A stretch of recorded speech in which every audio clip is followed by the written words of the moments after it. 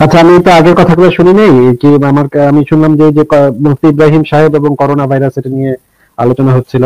তো আমার একটা প্রশ্ন হচ্ছে, আমি যেহেতু আগের আলোচনাটা শুনিনি, আমি কনটেক্সটটা বুঝতে পারছি না। আমার একটা ছোট প্রশ্ন হচ্ছে যে মুফতি ইব্রাহিমের তো কথা আসলে এখানে ইম্পর্টেন্ট না, ইম্পর্টেন্ট হচ্ছে হাদিসে এই বিষয়ে কি লেখা আছে। ছোঁয়াচে রোগ বলে কি কিছু আছে নাকি ছোঁয়াচে রোগ বলে কিছু নাই? মুফতি ইব্রাহিম হয়তো একজন মানে এমনও হইতেই পারে, তার ভুল হইতেই পারে। মানুষ মাত্রই ভুল হয়। ইসলাম অনুসারে নবী রাসূল এবং সাহাবা একরাম, নবী রাসূল শুধুমাত্র, তাদের তো কোনো ভুল ভ্রান্তি থাকতে পারে না। কিন্তু হাদিসে তো যে জিনিসটা বলা আছে যে ছোঁয়াচে রোগ বলে কিছু নাই, এবং এটা খুবই স্পষ্ট। এবং ফাতহুল বারীর থেকে আমি রেফারেন্স দিতে পারি, যেটা লিখেছেন ইবনে হাজার আসকালানী, যে এই কথাটা বলেছেন যে সেই হাদিসটার ব্যাখ্যাতে যে জিনিসটা বলা আছে সেটা আমি ব্যাখ্যা দিতে পারি। কিন্তু আমি আগে, আমার প্রশ্নটা হচ্ছে যে মানে মুফতি ইব্রাহিমকে নিয়ে কেন কথা হচ্ছে? আমাদের তো কথা হওয়া উচিত হাদিস নিয়ে, মুহাম্মদ কি বলেছে এই বিষয়ে সেটা নিয়ে, তাই না ভাই? হ্যাঁ, এটা তো নেসেসারি, কারণ মুফতি ইব্রাহিম একজন কি বলুক না বলুক সেটা ম্যাটার করে না। আর যারা বিশ্বাসী তারা তো হাদিস, কোরআন এবং অথেন্টিক সোর্সের উপরে বেশি বিশ্বাস করবে, বা তাদের চিন্তাধারাটা ওদিকেই বেশি যাবে। হ্যাঁ, আসিফ ভাই দেন, আপনি ওই হাদিসের দিকে যাবেন। আসলে আপনি যখন আসেন সেটা হাদিসের দিকে অবশ্যই যাবেন। উনি আসলে এটা উনি কথাটা বলছেন, তো তাই তাই কথাটা বলা উচিত। ওটা কারণ আমরা তো ওটা আচ্ছা, জানি আমি না। বলি ছোঁয়াচে রোগের ব্যাপারটা, আমি বলি তাই জিনিসটা। ছোঁয়াচে রোগে দুই রকম হাদিস আছে। হ্যাঁ, যে আসিম মঈনুদ্দিন ভাই যেটা বলছে এই কথাটা ঠিক আছে, উনি যে হাদিসটা বলছে একদম সহি হাদিস।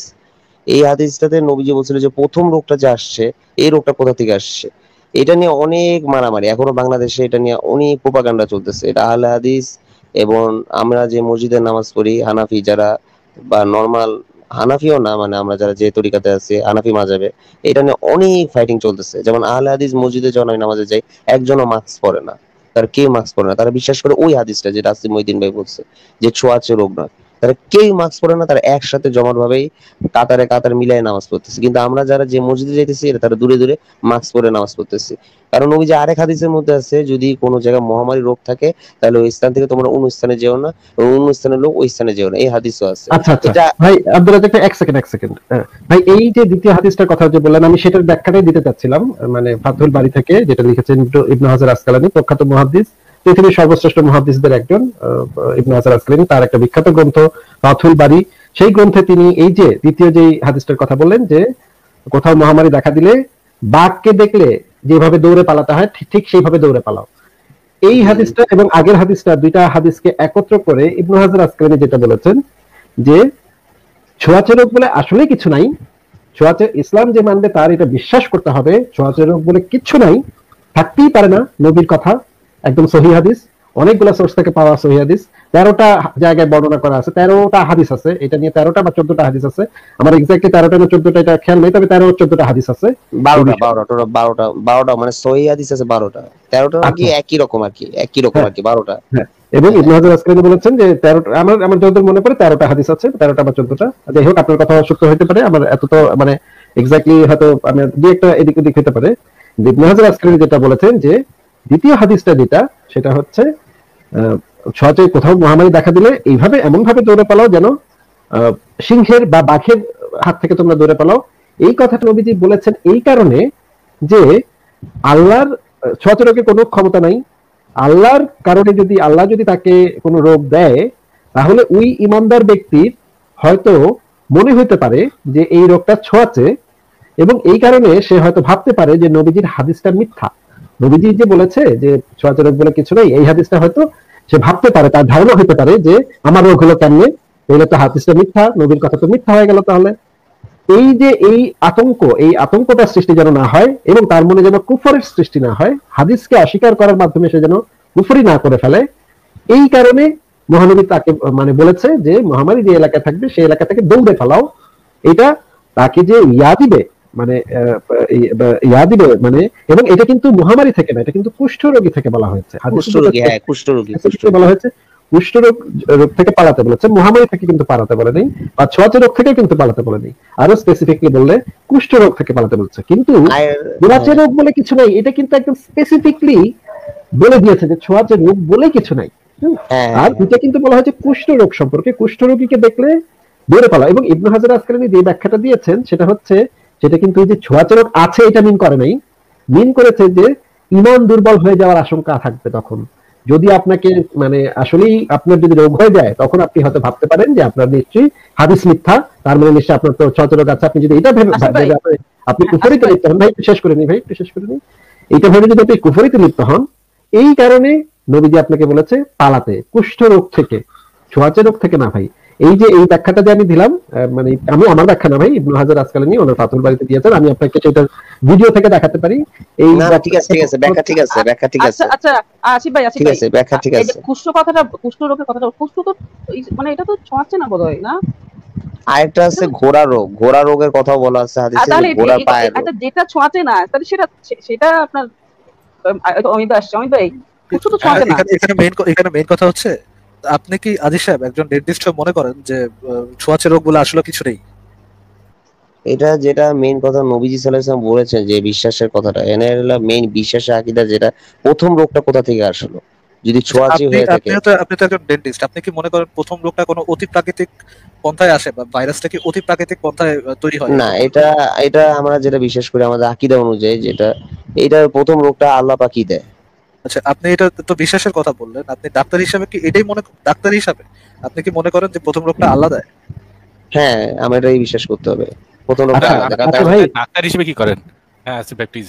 আচ্ছা ভাই, প্রথম রোগটা যেই দেখ না কেন, বললাম কলিমুদ্দিন দিছে বা রহিমউদ্দিন দিছে বা আল্লাহ দিছে, কিন্তু তাতে তো ছোঁয়াচে রোগ বলে কিছু নাই, সেটা তো হলো না। তো সেটা কি হলো তাতে?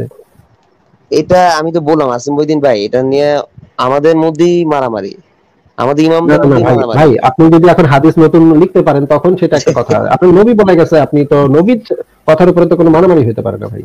একটা সহিহ হাদিস, অনেকগুলা হাদিস গ্রন্থে আছে, অনেকগুলা বর্ণনাকারী, অনেক রাবি, এটার অসংখ্য রাবি আছে, আচ্ছা, অনেক আমি সূত্র তাহলে থেকে পাওয়া। বলি, তাহলে এটা আমি একজন, বলি, এটা কিন্তু একজন একটু দুজন সময় রাবি দেন, না একটু সময় ভাই। দেন আসিম মঈদিন ভাই এটা একটু কিন্তু একজন দুজন রাবি না, বেশ কয়েকজন রাবি আছে। না ঠিক আছে, আমরা হাদিসগুলো ঠিক আছে, সুন্দরভাবে হাদিসটা খুব সুন্দরভাবে রাবির মাধ্যমে খুব সুন্দরভাবে এসেছে।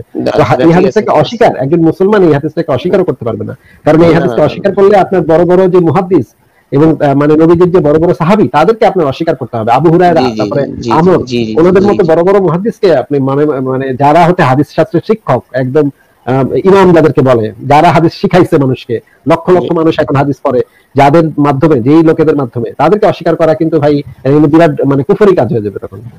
জি না আসিম মঈদিন ভাই, আপনি যে হাদিসগুলো বলছেন সবগুলো ঠিক আছে, আমি এখন একটু বলি, আমাকে একটু সময় দেন, 1 মিনিট কি 1.5 মিনিট, আমি বলি জিনিসটা ক্লিয়ার করে দিই।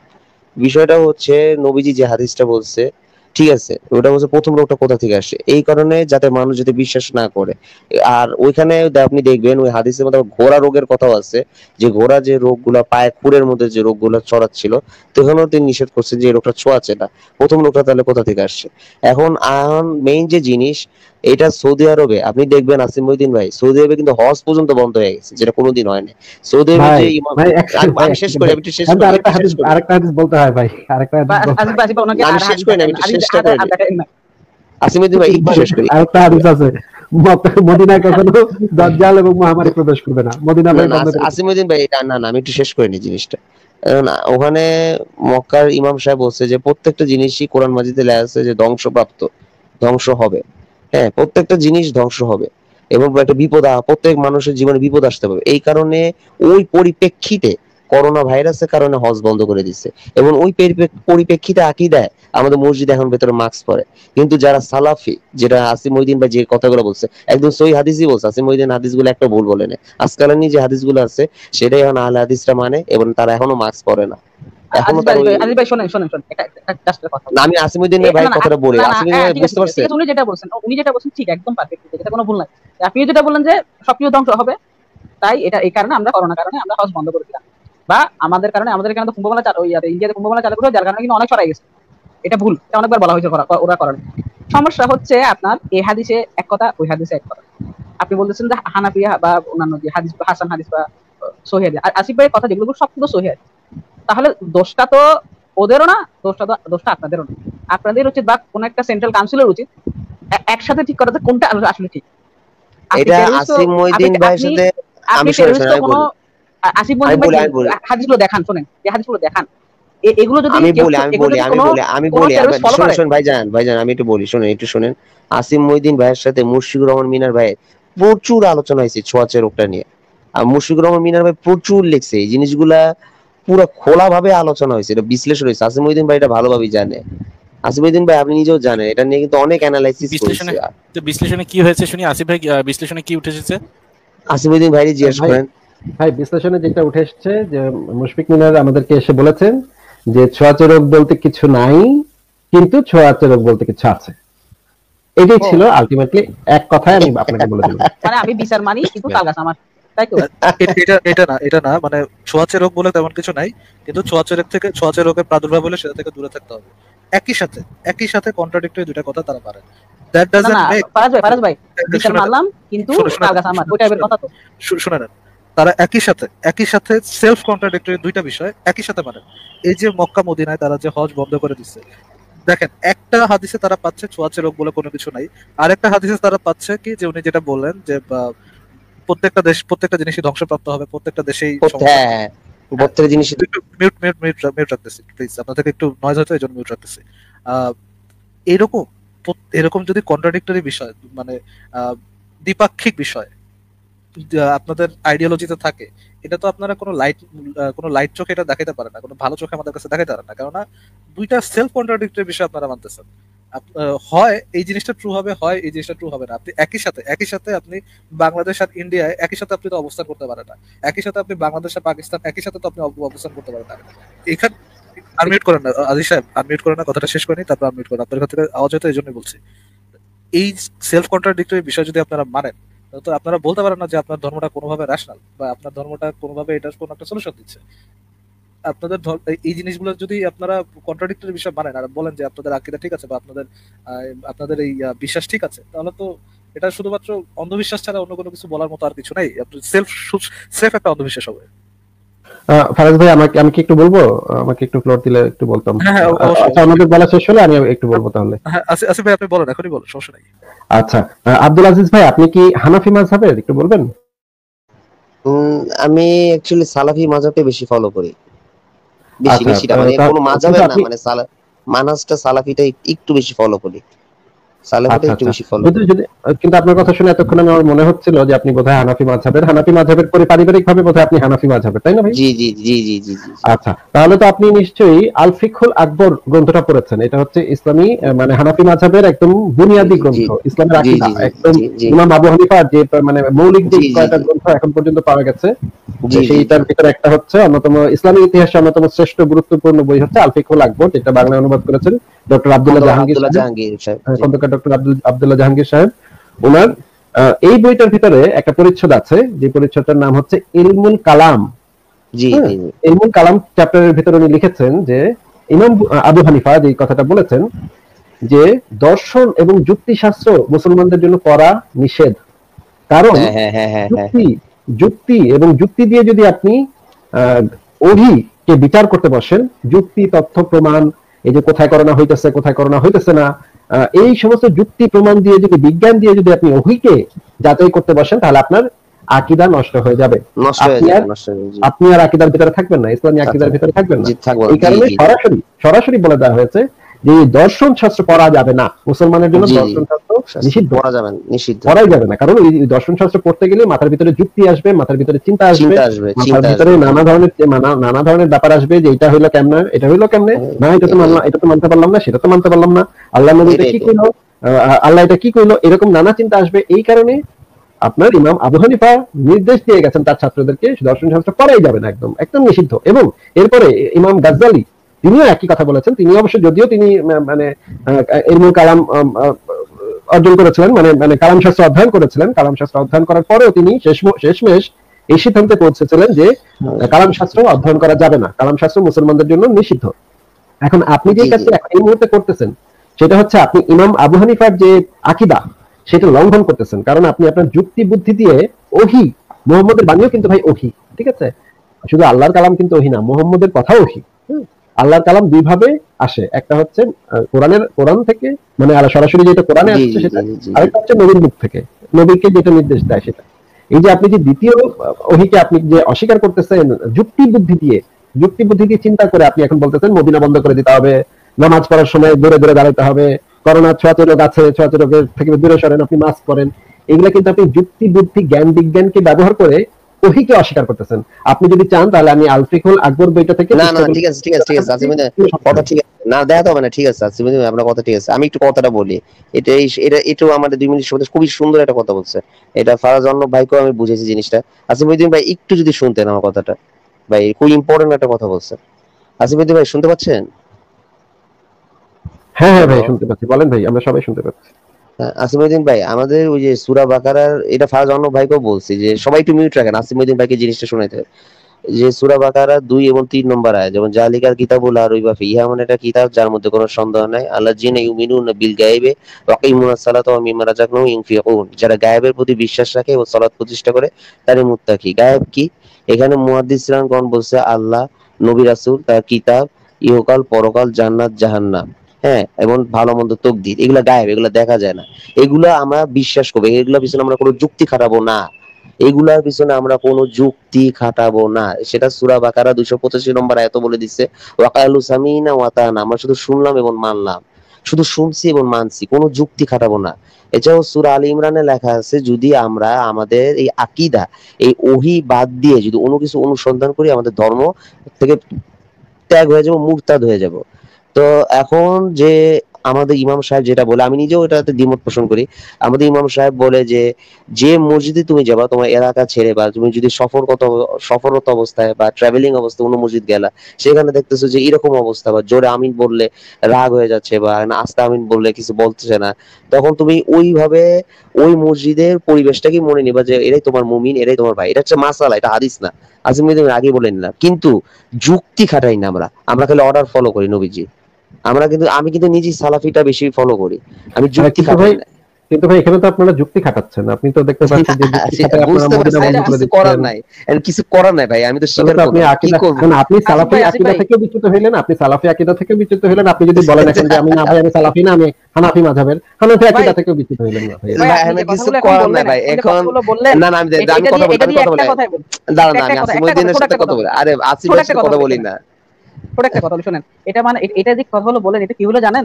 এগুলো হচ্ছে আপনাকে অন্ধকার রাস্তায় চোখের উপরে কাপড় বেঁধে পিছনে দিয়ে হাত মোনা দিয়ে ছেড়ে দিছে, এবার আপনাকে হাঁটতে না হবে। না না না, এটা কোনো ব্যাপার না, আমাদের এটা এটা কি আমাদের ব্যাপার না, এগুলো কি না বলতেছেন? না, আমি হ্যাঁ, আপনার সাথে আমি আমি পরে আমি আসতেছি, আমি আসিফ আমার ভাইয়ের সাথে খুবই কথা অবাক বলি। লাগলো, খুবই অবাক লাগলো আব্দুল আজিজ ভাইয়ের কথা শুনে। তো মনে হলো উনি একজন ডেন্টিস্ট এবং একজন শিক্ষিত মানুষ, একজন ম্যাচিউর মানুষ, বুদ্ধিমান মানুষ, কিন্তু উনি কিভাবে এরকম একটা জিনিস যেটা যাচাই বাছাই না করে মেনে নিতে হবে, শুনলাম আর মানলাম, নাকে দড়ি বাঁধা উটের কোরআন, মতো, নাকে দড়ি বাঁধা উটের মতো, এই যে যে হাদিসটাতে আছে, খুব বিখ্যাত হাদিস, বিশ্বাস বিশ্বাস ভালো, অন্ধবিশ্বাস মুমিন না। হচ্ছে সেই এখন ব্যক্তি, মুমিন হচ্ছে সেই এখন ব্যক্তি যে হচ্ছে অন্ধবিশ্বাস না, আপনি কি নবীর সুন্নাহ। বলতেছেন এগুলো? আপনি ভাই আপনি ডেন্টিস্ট, একটু আপনি বলে নি, ডাক্তার। ডক্টর জি ভাই আদিত্য ভাই, আমি একটু বলে নি, দাঁড়ান। মুমিন ব্যক্তি হচ্ছে সেই যে হচ্ছে নবীর না, সুন্নাহ এবং খোলাফায়ে রাশিদিনের, খোলাফায়ে রাশিদিনকে নাকে ভেতরের বাঁধা মারির উটের দাঁত, মধ্যে হতো। ভেতরের মারির দাঁত দিয়ে এইভাবে শক্ত করে আইন করে কামড় দিয়ে ধরে রাখে, এবং মুমিন হচ্ছে নাকে দড়ি বাঁধা উটের মতো, তাকে যেখানে বেঁধে রাখা হয় সে সেখানেই থাকে। ভাই আপনি একজন শিক্ষিত মানুষ হয়ে কিভাবে এরকম নাকে দড়ি বাঁধা উঠ হইলেন ভাই? এটা তো ভাই খুবই দুর্ভাগ্যজনক। না অমিত না ভাই, অমিত ভাইয়ের কাছে আমি একটু জানতে চাই, অমিত ভাই আপনি তো শুনলেন আসিফ ভাই, ভাই, মানে উনি একজন শিক্ষিত মানুষ, একজন ম্যাচিউর মানুষ, বুদ্ধিমান মানুষ, কথা শুনে তো বুদ্ধিমান মানুষও মনে হচ্ছে। আমি যদিও ওনার সম্পর্কে ভালোভাবে জানি না, কিন্তু উনি বলছেন যে ওনাদের আকীদা হচ্ছে ওনাদের এটাই করা উচিত। যে এটা এটা কেমন কথা ভাই, একটু বলেন তো ভাই। আচ্ছা দেখি ডক্টর ডক্টর আব্দুল আজিজ, আপনি অ্যান্টিবায়োটিক ব্যবহার করেন না? আপনি অ্যান্টিবায়োটিক ফ্যাটিক ব্যবহার করেন না দাঁত তোলার সময়? হ্যাঁ, অবশ্যই অ্যান্টিবায়োটিক ইউজ করে। অ্যানেস্থেটিক আচ্ছা কেন, অ্যানেস্থেটিক ইউজ করেন? কেন করেন? অ্যানেস্থেটিক তো করেন, অ্যান্টিবায়োটিকটা কেন ইউজ করেন? অ্যান্টিবায়োটিক ইউজ করি যখন আপনার মাইক্রো অর্গানিজম জন্য, অ্যাকচুয়ালি এটা দাঁতের ক্ষেত্রে খুব একটা বেশি নেসেসারি না, তারপর ইউজ করি, কারণ আমরা দাঁতের যে ক্ষেত্রে খুব একটা ইনস্ট্রুমেন্ট। কি necessary না? বলেন, ক্যাভিটিসের জন্য ওই না না না, না আমি করলে বলি, অন্য সমস্যা আরে হচ্ছে? আমি কথা বলতে দেন না ভাই, আপনি আমাকে কথা বলতে দিচ্ছেন না। যখন যদি রুট ক্যানেল করি, যেটা রুট ক্যানেল প্রসেস আমরা যেটা করি, তখন ওটাতে যে ইনস্ট্রুমেন্ট রিমান্ড ফাইলগুলো ঢুকানো হয়, যদি এটা স্টেরিলাইজেশন না থাকে অনেক সময়, তখন মাইক্রো অর্গানিজম যদি থাকতে পারে, সেটা ক্ষেত্রে আমরা সেফ 3 দিই বা সিরক্স সিবি অ্যান্টিবায়োটিকটা দিই। কিন্তু ঠিক দাঁত আছে। তোলা বা এক্সট্রাকশনের ক্ষেত্রে অবশ্যই অ্যান্টিবায়োটিকটা দিই, এটা মাইক্রো অর্গানিজম যাতে ওখানে অ্যাকুমুলেশন না হতে পারে বা কোনো ঠিক আছে। ইনফেকশন যাতে না হতে পারে। ধরুন কেউ একজন ইনফেকশন নিয়ে এসেছে, আপনি তাকে অ্যান্টিবায়োটিক না দিয়ে কি তাকে যদি অ্যানেস্থেসিয়া দেন, বিশেষ করে যদি আপার জতে ম্যাক্সিলারি ইয়েতে, সেখানে কি একটা কাজ হয়?